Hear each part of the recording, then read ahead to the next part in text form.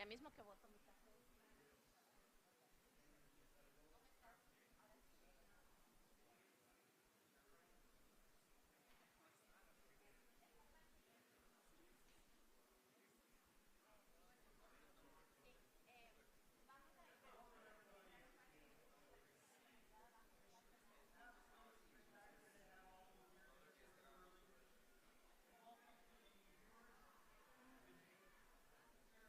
Hi, everybody.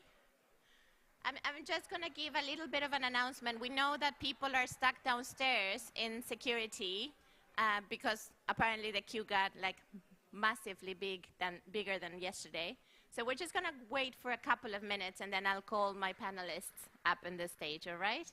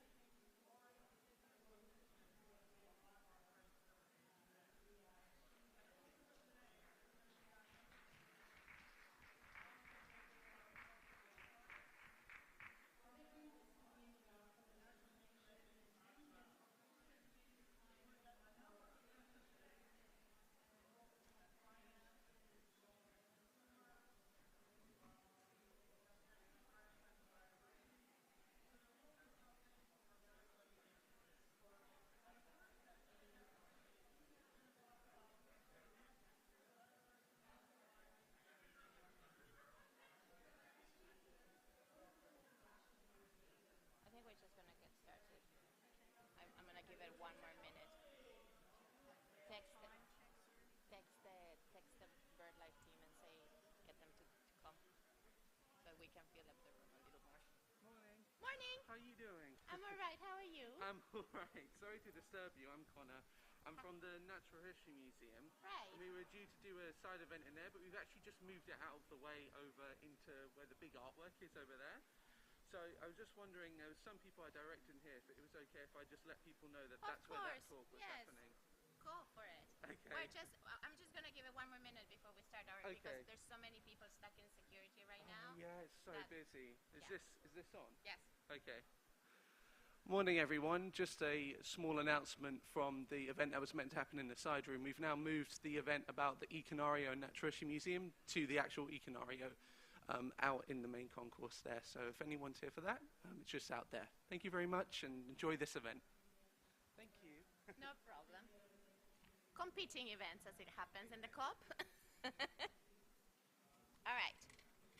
I'm just gonna kick us off, guys, because we're not gonna have time to make sure that we can go over also questions that you may have. Welcome, everybody.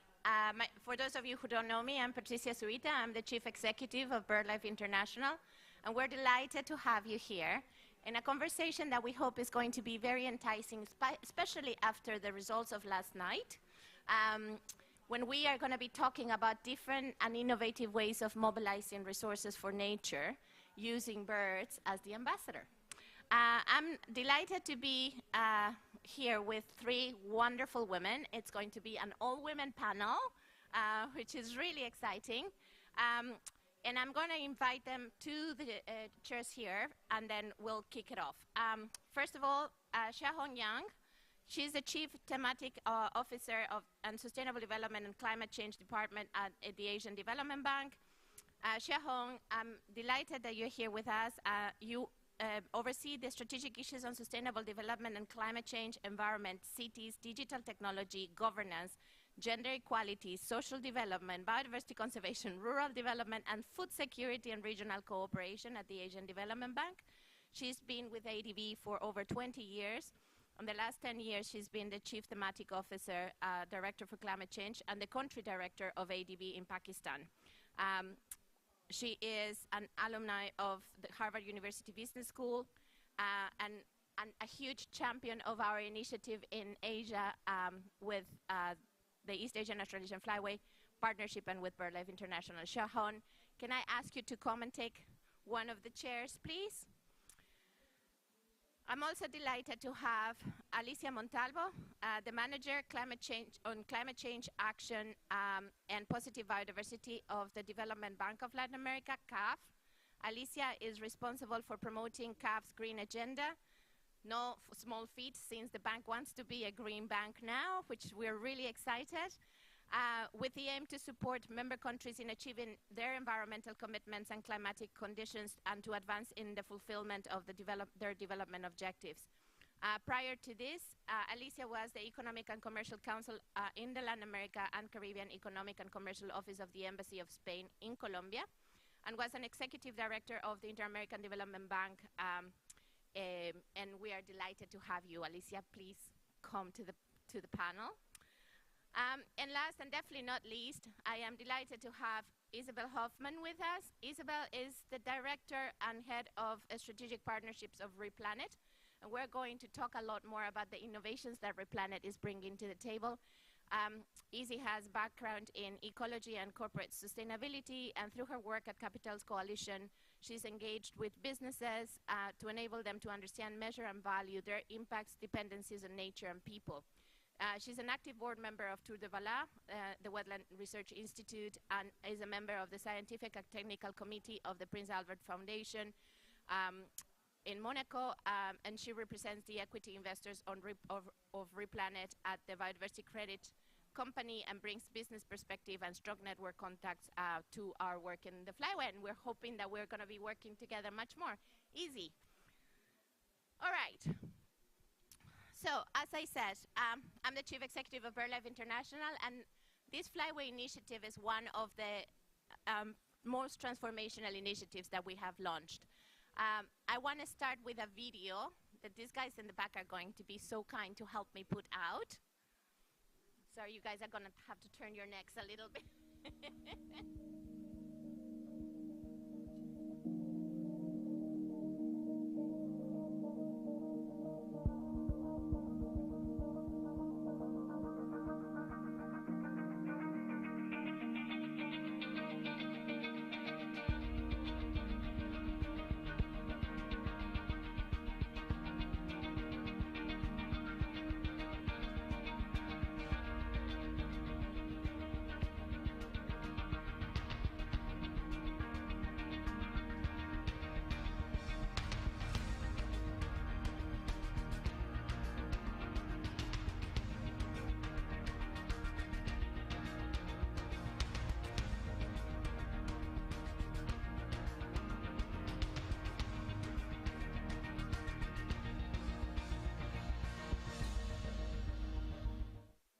So that's it in a snapshot, our initiative. About 2.5 years ago, we started talking with the Asian Development Bank about the possibility of bringing nature, climate, and development together in an initiative that will span throughout the whole region. And what we are doing is basically using the Flyway and the migration of these amazing birds that fly from Siberia and Alaska all the way down to Australia and New Zealand, connecting these wetlands and ensuring that ensuring that the development that happens in these wetlands is thinking about climate adaptation, climate mitigation, nature for the migration of birds and other biodiversity, but particularly people. How do we make sure that we bring all of these things together? So I am incredibly grateful to the leadership of the Asian Development Bank, because 2 years ago, when I was in Manila, or 3 years ago now, when I was in Manila, I was able to convince them that by using the Flyway, we could bring all of these elements together and start thinking about mobilizing serious funding for conservation and restoration of wetlands that help not only extraordinary birds that are important to us and biodiversity, but particularly 200 million people that are living and depending on these wetlands for their livelihoods, but particularly in their future for climate. So what we are going to explore over the next 45 minutes with these wonderful women here is how can we use nature as an organizing principle to bring in more funding. And you probably heard about the really difficult conversations that are happening in the negotiation rooms and what happened last night, and people are walking out of the rooms because we're not making progress on mobilizing more resources and showing that we are mobilizing resources for nature. This is a way of thinking about creatively, imaginatively, transformatively, bring in funding from the private sector, from the public sector, from philanthropy, from climate, from nature, from the private, from the industry, to make sure that we can truly advance the agenda of conservation, development, and climate together. So I'm going to move into the more exciting space and talk to these wonderful women. And we will have a little bit of time with all of you for questions. So,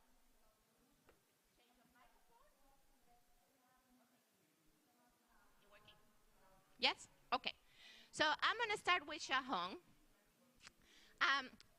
When we think about flyways, I think there are microphones there as well. Alicia, thank you. It's not precisely the business of the Asian Development Bank. So tell us a little bit more about why the Asian Development Bank decided to jump on this initiative, and what does it add to you guys? You had an extraordinary commitment to climate in Glasgow last year. How does this all fit together in your development agenda? I hope you hear me okay? Yeah. Okay, very good. So this is very exciting journey, the EAPF. You have seen a while ago the video. You know, the Asian Development Bank is very good at three things. The first is regional cooperation. So we have developed the so-called Greater Mekong Sub-Regional Cooperation, is so-called GMS, and is very successfully rolled out in the GMS region. So we are also working very hard on the CARIC, that is Central Asia Regional Cooperation. So this regional flyway is actually talking about at the regional, sub-regional level, how you integrate the bird all together, right? So that is number one. Number two is about the inclusive development. So we know most of the flyway, the birds, they're going through the most remote areas and where the economic development is also a bit of backward. So how do we really conserve nature, but also combine the development, like wetland development, to provide jobs to local people? That fit our strategy very well. So ADB has this strategy 2030, which has operational priority number 3, which is climate change and environmental conservation. And so also it fits well of ADB strategy 2030 on the regional cooperation initiative, which is operational priority number 7. And more importantly, how do we bring development, nature, people, everything together? So this is a huge initiative we launched in phase 1 of COP15 in Kunming, together with Birdlife. And we are very lucky to have the Birdlife who knows this so well. So we like that very much, the partnership, and which we actually, ADB, can provide the leadership in bringing all our development countries together to work on this. It's a very exciting initiative. We like to go from the project by project kind of initiative to the regional program initiative. So bring all countries along the EAPF together. Thank you. Thank you so much, Xiaohong. Let me just follow up with a quick question before we move on to Alicia and Isabel. So the Asian Development Bank made a commitment in Glasgow of mobilizing about $100 billion for climate change. This initiative fits into that envelope, particularly because we're looking at adaptation and mitigation of these wetlands. But do you see this as an opportunity of scaling up beyond the East Asian-Australasian Flyway and to other portfolios that the Asian Development Bank? I mean, how do you see this as a potential seed of more initiatives that are happening within your $100 billion portfolio of climate change? We do see that brings both a challenge and opportunities. I think the challenge everybody knows, I think the mobilizing the funding mechanism for this huge initiative is very difficult. But the opportunity is also even greater because we actually know we are still, to achieve the 100 billion, the huge ambition, we have to find initiative which combine the three things together: the climate change, the development, and also nature. So this is the initiative which fit all three and which actually help us to also reach the climate change goals, both mitigation and adaptation, also help us to develop the critical sectors like agriculture, rural development, urban development, and also agriculture, food security. So all these things fit nicely together. Thank you. Thank you so much, Shahon. So this is part of the initiative right now, is bringing all of these different elements of climate change, nature, and development together, mobilizing serious funding. I mean, we're talking about that with the Asian Development Bank, we will be able to mobilize between $2 to $5 billion in the next 20 years. That's the ambition, and that would be a combination of loans at the local level, at the national level, but also grants that come from private sector and from philanthropy to enable civil society and local communities to participate in this scheme. So let me move into a very exciting moment and talk to Alicia. We are on Friday going to announce with the Audubon Society, Birdlife, and CAF the replication of this initiative now in the Americas. So why would CAF want to do this, Alicia? Good morning. Thank you very much for inviting CAF to participate in this panel with this wonderful woman, you included, of course. Thanks a lot. Well, as you say, this is a very exciting moment, but it's true that we want to replicate what the ADB has done, but we would like to really make it a different product because we consider that the challenges for Latin America are different. You have been talking about innovation and transformation, and we are now in this process. You know that CAF has made a big bet to increase the amount of money devoted to green projects up to 25 billion by 2026. And we think that a quarter of this amount will be devoted to biodiversity. And of course, this initiative will be included. And we hope that we can mobilize a lot of money, as you have mentioned. Yesterday, we have presented our BioCAF 2026 initiative, which is the strategy we have for biodiversity. And one element which is key there is the cross-cutting of ecosystems. This means that it's not only financing, but to make sure that in all the actions we make, we take into account the ecosystem approach. And of course, this initiative, American Flyways, is a key element of any ecosystem approach. Not only for Latin America, which is the region, one of the regions most rich in birds, as you know better than I do, but because we have integration as one of our main objectives as CAF.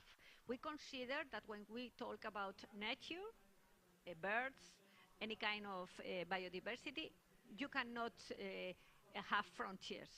So the birds are an indicator, as you mentioned, on how to make good use of our ecosystems, not to have the connectivity, the connectors that are needed, not only for birds, but of course for all kind of ecosystem and other animals. And what we consider is that the most fragile species of the ecosystem are humans. So we see this initiative really a key element to improve and to mainstream this approach in our operations. CAF is an important institution in infrastructures, so that's why we consider that to make a good use of this methodology we are developing with Birdlife International, but also with Audubon together, will increase the quality of our projects. That's why we consider that this will be an important step in the way we look at the biodiversity in our portfolio. We are very excited with the idea of mobilizing funds, but also of changing the way we work with countries to make them understand that this is a new approach. This is the way we consider that the initiative can help us. And of course, we believe, truly believe, that birds will need and will be an essential part of our strategy in any case. Thank you very much, Patricia. Thank you. No, and thanks so much, Chuka, for the trust. So as you heard from Alicia, one of the key things that is going to happen in terms of the Americas Flyway is that we're going to move not only from wetlands in Asia, but also to forest lands and indigenous territories. And we're going to be integrating a lot of that diversity of ecosystems into the new system of the Flyway. So it's going to be a very exciting innovation, learning from the experience in Asia, but bringing it to the Americas and really building that up. I have a little bit of a tricky question. I mean, CAF is a bank. You're in the business of lending money. Why do you think this is going to be interesting to the countries? This is a real challenge, as you mentioned, but we think that further work is needed to really prove that these initiatives are investments, are not expenses. I think that this is something that has to be done in all questions related with nature. Up to now, it seems that all the expenses, all the flows towards biodiversity were not considered investments, and so we need to work on proving the revenues that countries will have. That's why it's important to make a value of the ecosystemic services from the point of view that they contribute to people's welfare. It's really a difficult question, but I think that COP, for instance, this COP and the GBF it will contribute to really make a change in countries' way to look at the biodiversity as an investment in quality of life, as an investment in having revenues from tourism, for good agriculture, all kind of uses of nature will be an investment and will have an impact also in the not only the sustainable development but also in growth. So this is important to work on that too. And we'll get back to the discussion on the GBF in a minute, but I do want to come to EC. Isabel, Replanet has been betting on climate change credits and looking into how can you look into these high quality climate and carbon credits to produce and bring in private investment to wetlands and to ecosystems. But you're also looking into that biodiversity element. So can you tell us a little bit more about what you guys are trying to do and why something like this could be attractive to Replanet? Yeah, yes. So, can you hear me? I can't hear myself, so that's lucky. Yeah, so maybe we should start with sort of defining what we mean by a biodiversity credit. I've been to lots of talks this week where people are kind of throwing that word around, and there are different definitions. But the way that we are approaching it at Replanet is looking at it like the consumer price index. So in all different countries around the world, you price up different goods and services, and you get an inflation rate.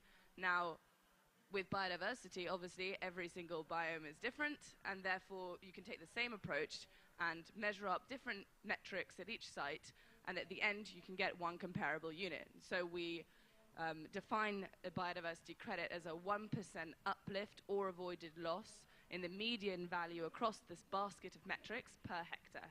So it's a bit of a mouthful, but it basically allows you to compare different sites and the uplift or avoided loss at different sites, even between a coral reef or a farm.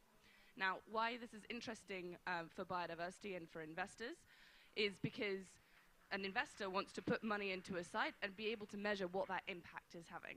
And what you're able to do with this biodiversity credit is to see, okay, I put 100,000 into this site and I got this percentage uplift. My investment worked. And so it's a really neat way and simple way to actually get funding into areas that have in the past been totally neglected. So we're doing this in a number of different places. A nice example that I can give you is in Honduras.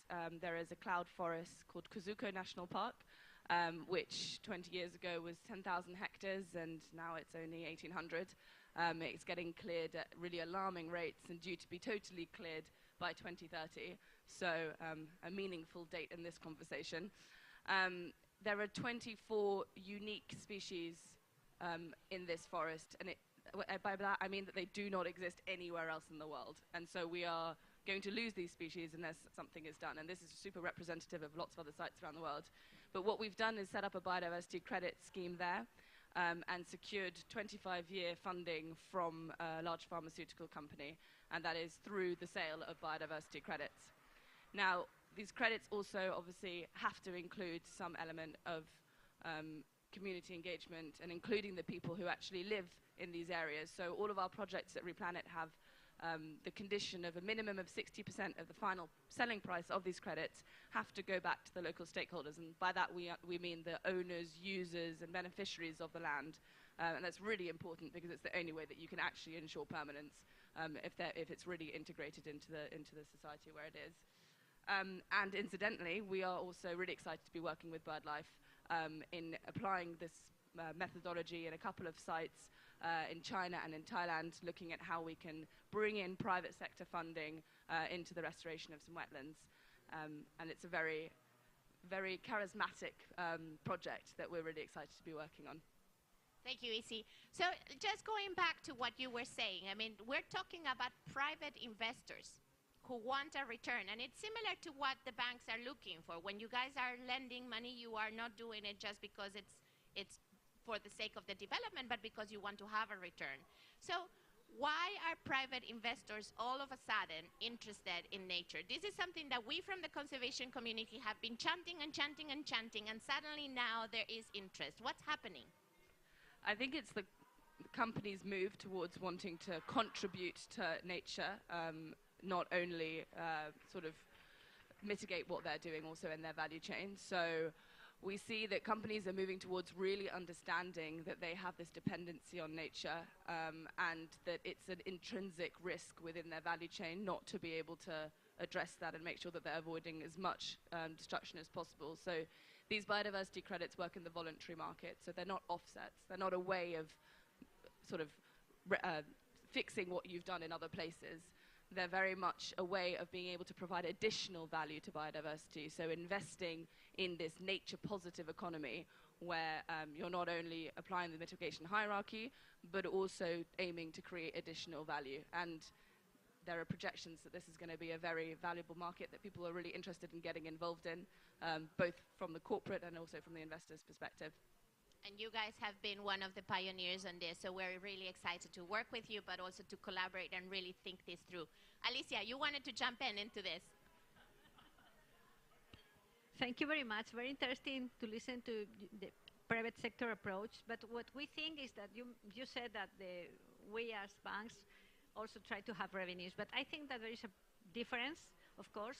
We are a development bank, so our approach is always focused on development. And I think that we play a role in working together with private sector because sometimes private sector when see that public institutions, or in our case a development bank, are investing in one project, it's easier, and I think this is the aim of our initiative, that going together is a good investment because in fact our role is to invest where private sector doesn't reach. So I think that it's important that we take into account also our role as de-risking this kind of projects.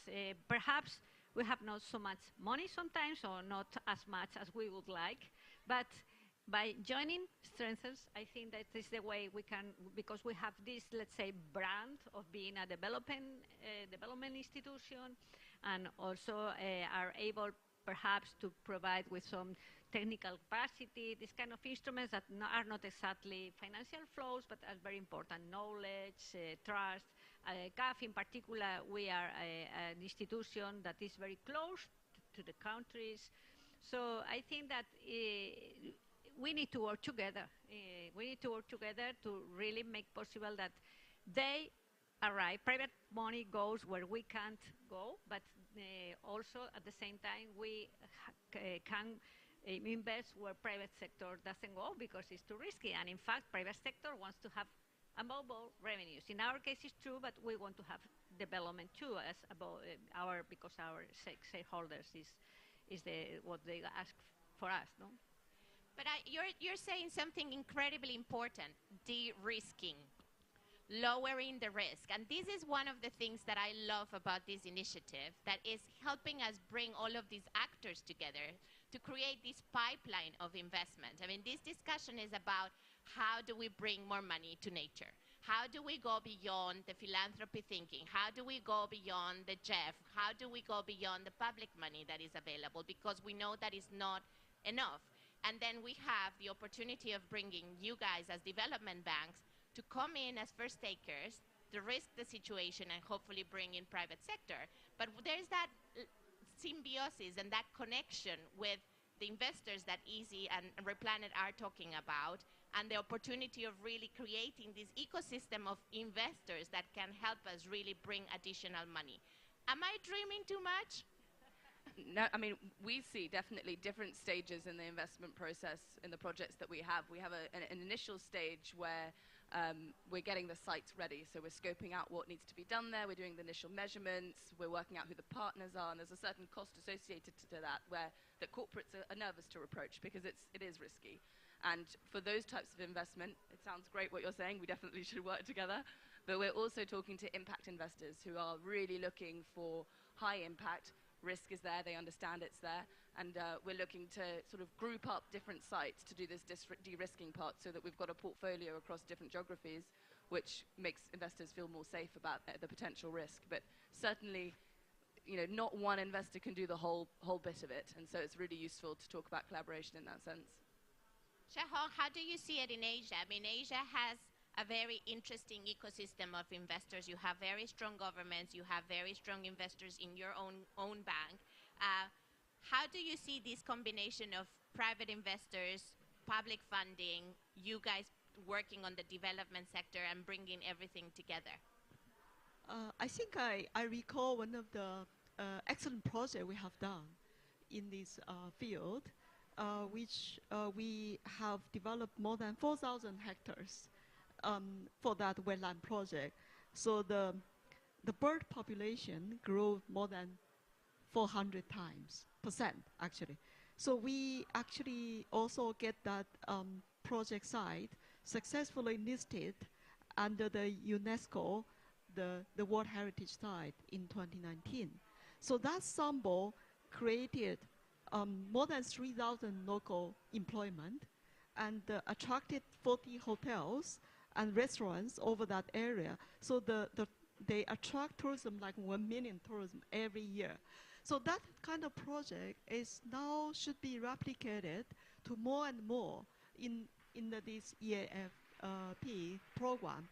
So the thing here is for private sector and also for impact investor, they need to see how to reduce the risk.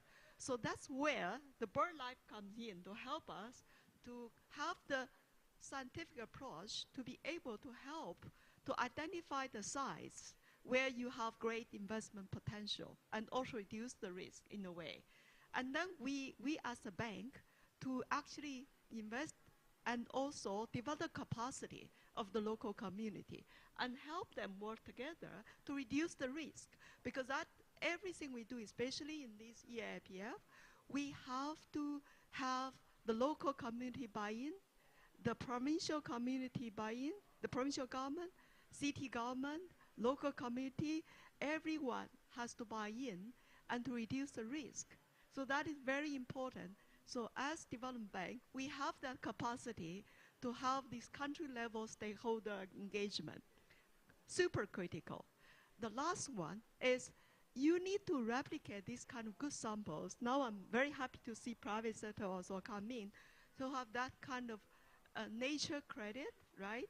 That is very nice mechanism. Why in nature we cannot have the carbon credit type of mechanism? We should have innovative approaches to promote this kind of initiative. Thank you. And the Flyway Initiative with Asia is actually helping us become the platform for that innovation. So we're going to start experimenting a lot. But I wanted to go back to something that you said, Shahon. I mean, it's absolutely critical that we have these local communities, not only the local governments, but particularly the local communities and indigenous people buy in. And you said from the project that you had, you created over 4,000 sources of income for local communities. I mean, in a tiny wetland, that is very important. And then you have the example of wetlands in the Mekong, as well as in Highland China, where you have completely transformed the economy of those sites because people are actually now helping restore those wetlands. So the element of employment is incredibly important. And I wanted to ask you, we have seen over the last, particularly the last 6 months, a huge interest from 12 of the countries, from 10 of the 12 countries that we wanted to work in initially, that they want to come and work with this. They are very interested. The ministers are really wanting to work with us. What's happening? Why is this brewing? What is in it for them that they are suddenly very interested in this? I think there are many factors. I think one of the most important factors, probably most of us are thinking is a stress, which is the current pandemic, the post-COVID pandemic recovery, which make the government, local community, international community rethink how do we do development, how do we really bring the air quality, the employment, the nature, and then if you go through all these project sites, many local people are proud of how beautiful, how clean their city and their communities are. So there's an element of that kind of ownership to want to be part of this initiative. That is super important. I think communication is also very important. We should do more video, more engagement at all different levels to stimulate that kind of interest. Actually, the key thing is how do you quickly develop this kind of project at scale so more and more people will be interested. They see the benefit, they see the impact, which is very important. Thank you. Thank you so much. So I want to switch gears a little bit and take a little bit more of our work and our innovation to the negotiation room. We are stuck. We are seeing that we're moving very, very slowly on something that has to be absolutely instrumental and transformative for the future of the planet. And we're having all this discussion about innovation and all the great ideas. How do we bridge that gap? How do you see yourselves as development banks and as an organization that is bringing impact investors and private investment as catalytic change that can help the negotiation move forward? Are we being an example? Are we too late? How do you feel the role of your participation at the COP so we can end up with a global biodiversity framework that is really strong, ambitious, and it enables us to really move these type of initiatives forward? Who wants to start? I'll go ahead. So I think that this change is happening anyway, right? It would be great if it was in the framework, but you just, the energy that is here, the people that we've met, there are so many investors here that are interested in investing in nature and working out how to do that in an equitable way. I mean, even if it doesn't work, I sincerely hope that it does, the interest in the movement is happening anyway. I think that the most important thing that we can get out of this as well is for corporates to really uptake the idea that they have to be disclosing their impacts and dependencies on nature. And once they've understood that relationship that they have with nature, it's going to go so fast for the idea of mitigating their impact and investing in positive futures. I just think that we're all here together, we're all trying to do this. Even if it doesn't get into the framework, it's going to happen anyway. So I'm positive about this, basically. Well done. Alicia? Well, I think that we are crucial to really make people understand that what is now discussing in the rooms of negotiation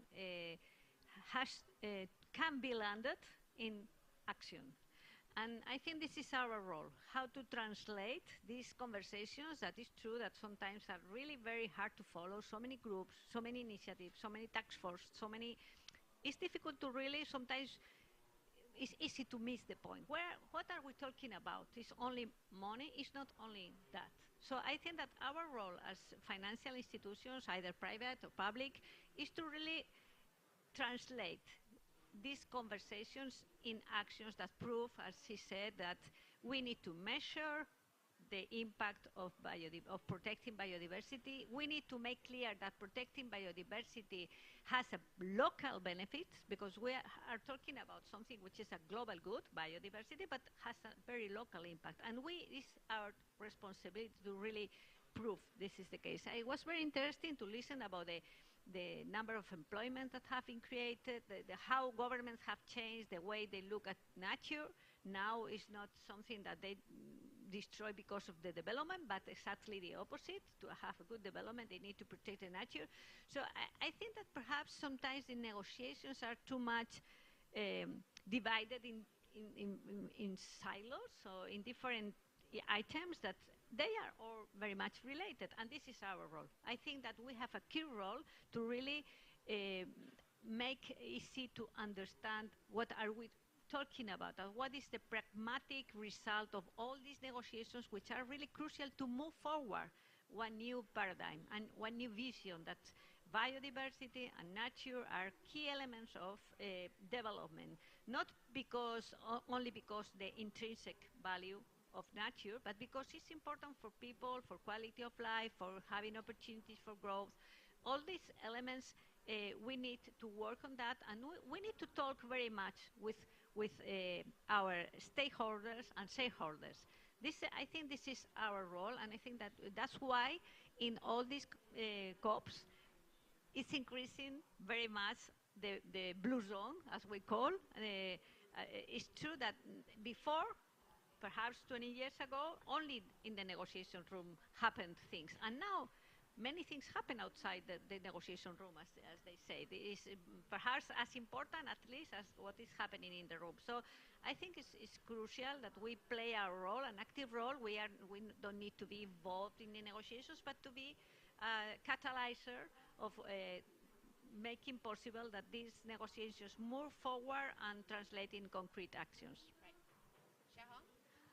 I think to have the transformative change for nature, three things are very important. Number one, leadership. So how many countries in our region and globally have their nature positive investment roadmap, the long-term one? So if this kind of initiative incorporated at the regional, national, local level, that would be super, super powerful. I think that leadership is very, very critical. And also the capacity building in the local level. And make sure they have the right KPI. They want to do more on nature, positive. It's not just no harm. You have to invest nature positive investment to look for them and then start implement and see the results. So the leadership at the national level, very critical, which can actually set up the right KPI for everyone to work towards that. Thank you. Yeah, no, and I think you all three have said something incredibly important. That is, we are setting up a precedent. We are showing that it is possible, and we're hoping that the governments and the negotiators are going to see this as positive and put it into the framework. But what if it doesn't happen? And I know, Izzy, I'm totally with you, and I'm very optimistic that this is going to happen no matter what. But for you guys who are dependent on governments, that governments own the banks, how do you see this? If we end up with a global biodiversity framework that is not as ambitious, is that going to push the brakes on your initiatives, on your ambition? How do you see it? I mean, let's assume, hopefully not, we will end up with a very strong global biodiversity framework. But if it doesn't happen, would you be willing to continue to push and demonstrate that this type of transformation is possible? You know the answer. We will keep working on that no matter what happens in the negotiation room, because we know that the rhythm of the negotiations are different from our rhythm and the rhythm and the needs of the countries we work with. It's true that, of course, to have a good result is important for all of us, for the humanity, for the countries. But still, we understand that sometimes there are issues that are not in our hands as developing institutions, development banks. So we will keep working on that, and that's why it's important, as she said, to have all these tools, capacity building, to really and even the opposite. We consider that thanks to our work, probably the negotiations could go better. I think that this is a mutually reinforcing process. And so we will keep working on that, proving that this is a good investment and that nature positive is where people have to do now. No, it's not, there is not an option right now. Great, thank you. Sharon? I think it's just a matter of time. If you look at this year COP, you have so many people attending than previous COP, and more people buy in. They should do more nature positive. And then it's important to have policy. So to implement this kind of initiative, we need to have the right policy. You can't just wait for the UN system to come up with something. Each country, and we are working at the policy level already, try to identify incentives to bring the investment into this kind of initiative. The important is you bring the private sector, public sector, local community, philanthropists, like Birdlife, NGOs, everyone to work together to come up with the real cases. It will be more convincing, and then to replicate. More and more people want to replicate because there will be peer pressure for them to work on that. Each country, they want to see what the other countries have done. Thank you. And because it becomes really exciting for local communities and for, nature and for climate. You wanted to say something? Yeah, no. I think that they mentioned that the COVID, is true, has changed the way people look at nature. Now I think that something has happened that really all the food system, the environment, the way the local communities look at the proximity they have, I think we are in a very good mood to really make possible this reverse we all like. No, of course, there are many targets. Some of them will work. Some of them are more difficult, perhaps, for reaching an agreement. But I think we are in the very right moment. And in this case, I would say that the COVID has made a change in people's minds and in governments and the way communities look at themselves. So I think we are in a very, perhaps, good moment that we should take advantage of. I love this optimism. I really do.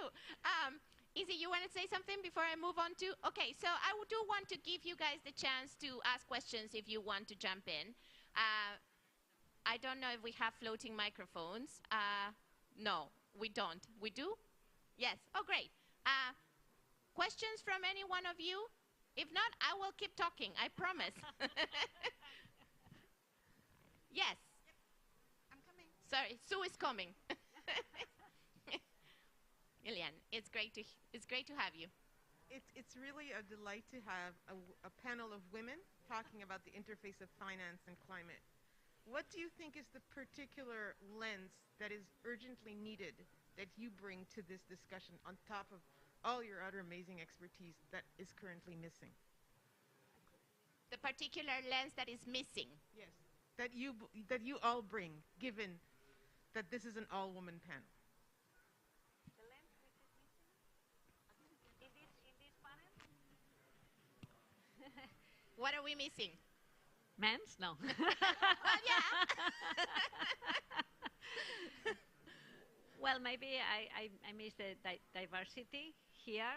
Well, we are all women, but we come, even though we come from different countries and institutions, perhaps local communities, indigenous communities are not represented, but we represent them, but we are not indigenous people. But it's true that it's important to have a diverse representation in all these discussions. That's why I think that the role of local communities when talking about nature is crucial.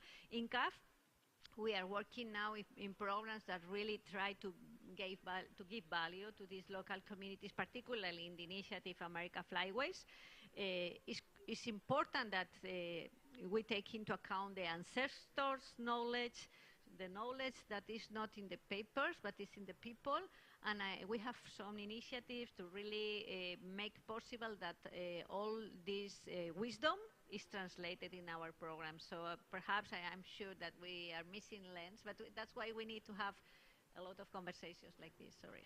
I just meant that 2% of financing in climate goes to gender-related initiatives right now. So having your perspectives is a critical missing part.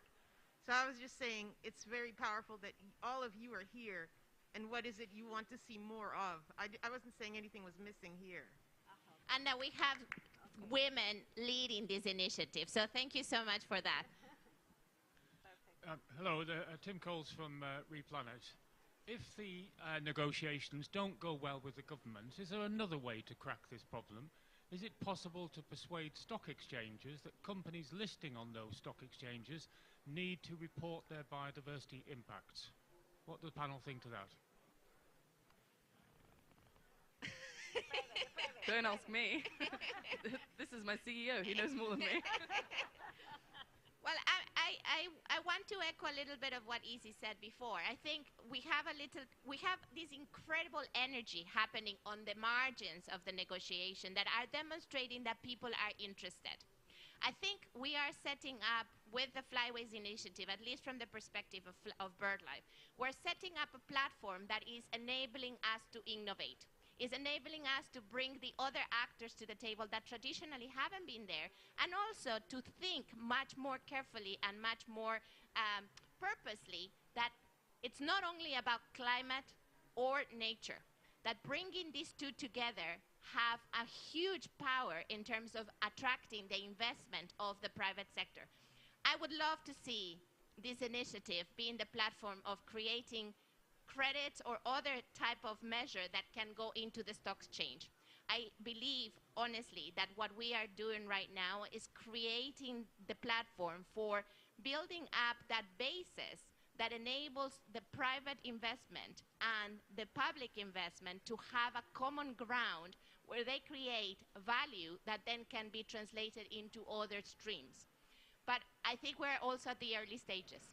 So we just launched this in Glasgow last year. We're about to launch the Americas Flyway this Friday, so come to our event at the Jeff Pavilion on Friday. And hopefully we will be able to launch the Africa-Eurasia Flyway next year.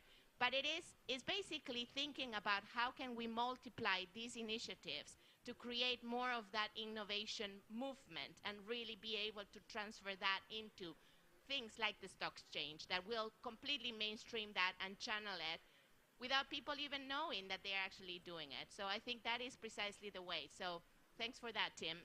Anyone else? Sorry, I monopolized that question. Alicia? I want to react what you said, that I am very optimistic.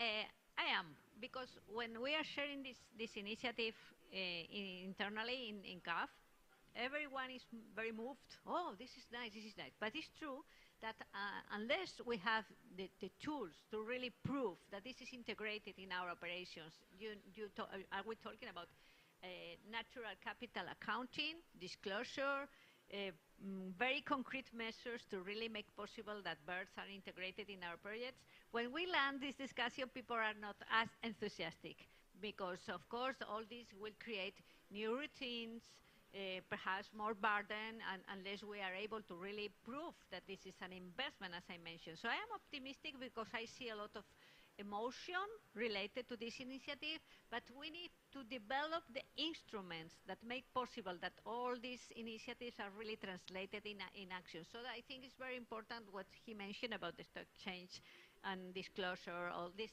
elements that are needed to really make these initiatives be reflected in real actions. It's not only to understand the concept, but to really be able to do that in our projects. So we are working on that. I'm optimistic, but there's still a long way to do.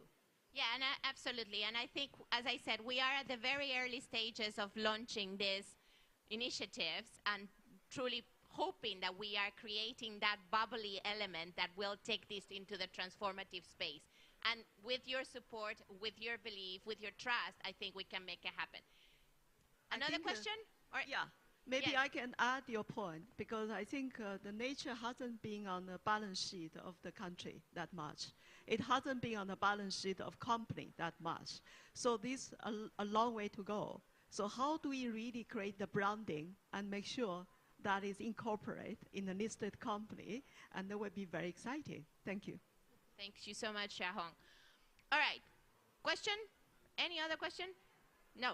So I'm gonna give you guys the opportunity to close this from your own perspective, and I will go last. But why this type of conversation is important, why this type of initiatives is actually helping us move the needle, why do you feel excited and optimistic about this, and what do you need from us, from the conservation community, to make this easier and go faster? Who wants to go first? Xiaohong. I think the most critical point is create a very, very bankable project. And then we think we need more concessional funding, more grants to these kind of projects. We still need everybody to contribute a bit more. So I think working with Birdlife to bring a scientific approach to this whole initiative, it's going to reduce the risk, attract more players to this initiative, super important. So the bankable project, we need more. And not just the framework, but more and more projects and the implementation. So bring confidence to the country, to the community, to the multilateral driven banks would be very useful. Thank you. Thank you, Xiaohong. Alicia?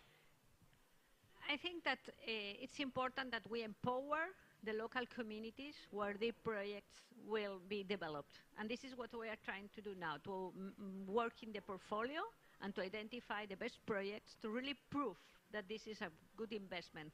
Your role is key.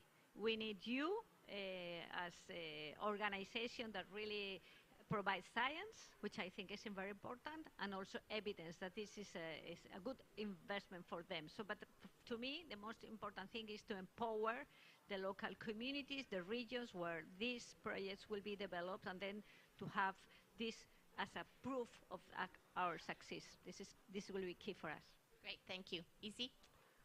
What I find most exciting about this is the impact that it can have on the ground for the people who live in these areas, because there is really no limit to how much money can be brought into these places. And if we can actually really draw that in, the potential for both biodiversity and people is just, it's immense. And the help that we need on 2 points from NGOs and organizations that are on the ground. If you have sites that need financing, we are always looking for partners with experience in those places. There's no way that we can do these projects from afar. We need people who have worked in these places for years and who understand how everything functions. And then what we were talking about as well, the de-risking part of finance, really looking for that early stage to get these projects off the ground. Yeah, so thank you so much. You guys have been phenomenal to work with, and you have infused me with the energy that I needed to keep going these next 3 days. I am incredibly grateful to the trust of the Asian Development Bank and CAF, but also the opportunity of working with innovative organizations like Replanet, because I truly believe that we have something that is bringing climate, nature, and development together, blending really finance at the local level, using birds as the best ambassador for nature. So with that, I just want to thank you very much for being here with us.